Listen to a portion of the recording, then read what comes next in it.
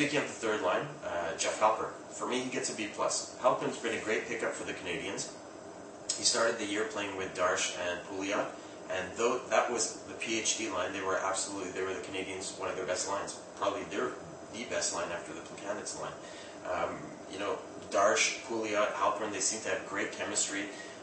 Now what's happened is, as Eller started playing better on the fourth line, he started getting more minutes. Jacques Martin moved him up to third line center, pushed Halpern back down, and so because of that, Halpern's points have kind of trailed off.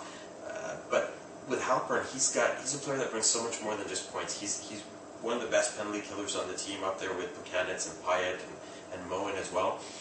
And more importantly, he is the Canadian best face-off man at 57.43% efficiency. And he's actually the only Canadians face-off man who's at over 50% in that department. That's a pretty amazing stat to me. So I like Halpern. I think he's a good addition. He gets a B+ from me. Next on the list is Matthew Darche. What can you say about Matthew Darche? He gets an A+. What more can you ask from a 34-year-old guy who just is happy to be playing in the league? He's a third-line player. He puts his head down. He works. He's an honest player. Jacques Martin says, okay, this game you're sitting out, he does. He's happy. He says, this game you're in, he does. He's happy. He works his butt off. And the thing with Darche is that you see, because of his play and his style, Jacques Martin's rewarded him by putting him on the power play. And what does he do? He goes straight to the net every single time. You look at the power play, if Matthew Darche is on the ice, he's parked right in front of the goaltender with his butt in his face. And surprisingly, the Canadiens have a shortage of players willing to do that. Max Pacioretty seems to do that. Kostitsyn should be, with his body size, the type of guy who should and or could do that. But the Canadiens lack players to do that. So to have someone like Darche, who's making, I think he's making $600,000 a year. He's got 12 points right now, 6 goals, 6 assists in 34 games, and a +5 rating. What more can you ask from this guy? This guy gets an A+ for me. Next on the list, still in the bottom 6, is Travis Moen. Travis Moen for me gets a C. I haven't loved what I've seen from Moen this year, but I haven't hated it either. He's been effective. He's a very effective penalty killer. The problem I find with Moen is that he was billed as this tough guy who's going to come over, who's very hard to play against, very hard to defend against, and to a certain degree he is. But this season, he really hasn't done anything to stand out. He doesn't seem like that same player who helped the Ducks win the Cup. He doesn't fight. He doesn't drop the gloves anymore. He does body check, but not so much that you're saying, wow, what a great effective player this guy is at body checking. And he seems to be kind of one of these guys who's just not really standing out in any way. Because of that, I give him a C, and I also think, because of that the Canadiens could probably do without him at this point. He's a player they can potentially move. I mean, he's making $1.5 million. He's playing on the fourth line.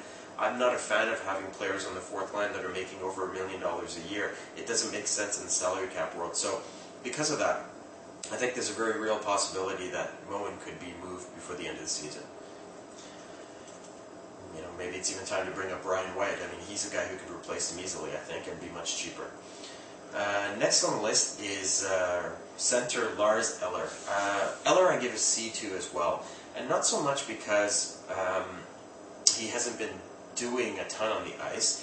He has flashes of good play. He has flashes where you're like, wow, look at that play. He looks offensive. He looks like he could do a lot of good things there.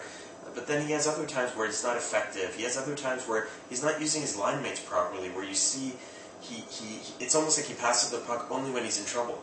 And that's not necessarily the best way to be effective. Now, to his credit, he's only averaging 10 minutes and 26 seconds of ice time, and he's not getting any time on the power play. Personally, I would like to see Lars Eller sent back down to the minors. He's an excellent player. He's got a ton of good skills, but he's raw. And I think he needs to, if he goes down to the minors, he's going to play 20 minutes a game. He's going to get tons of power play time. And that, I think, will help him develop. And then maybe you bring him up later in the season, or maybe you don't. But I think a lot of that has to do with Desharnais. Desharnais' been brought up right now. He's played one game. He looked pretty good. Eller sat in his place. By all indications, it looks like that's going to be the same lineup Thursday against Pittsburgh.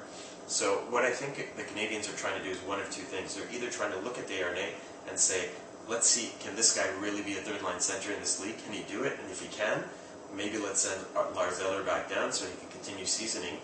The other option or possibility is that they brought DRNA up so they can just basically showcase it. You know, let him play. Maybe they're having discussions with other teams already. They want to see him at the NHL level.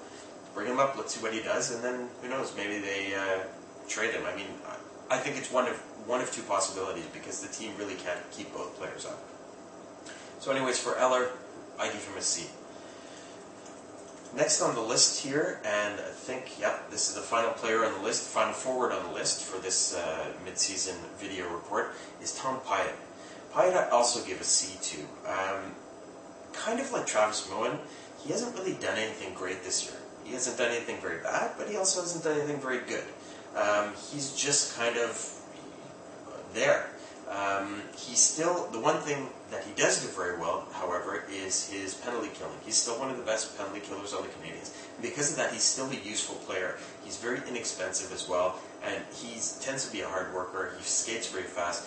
The thing that disappoints me about Pyatt so far in the first half of the season is that last year he was indispensable to the Canadiens, and he was such an integral part of the bottom six. This year, he's kind of a take it or leave it kind of guy. You know, penalty killing aside, because he's very good with the penalty kill. But that aside, he's kind of like, okay, well, what are you doing that's great? Kind of, you know, to a certain degree, like Maxime Lapierre. What was he doing? Which is kind of why he got traded. You know, if you look at Pyatt, he's got 1 goal, he's got 2 assists, a -5 rating. It's not good. You don't want your guys in the bottom 6 to have minus ratings.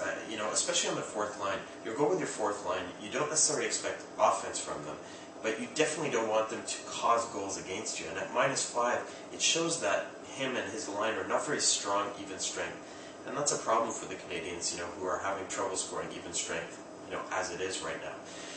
So, look, that's it. That's my report on the forwards. That's part 1. Tomorrow, as I said, I'm going to be talking about the defense and the goaltending, and you know, we'll put that out there as well. But in the meantime, I want to hear what you guys think. These are my rankings. You know, everyone's got their own rankings. Everyone's got their own ideas. What do you think? Who is good? Who's not good? Who could be better? And what things have you seen and that you like? And what things have you not liked?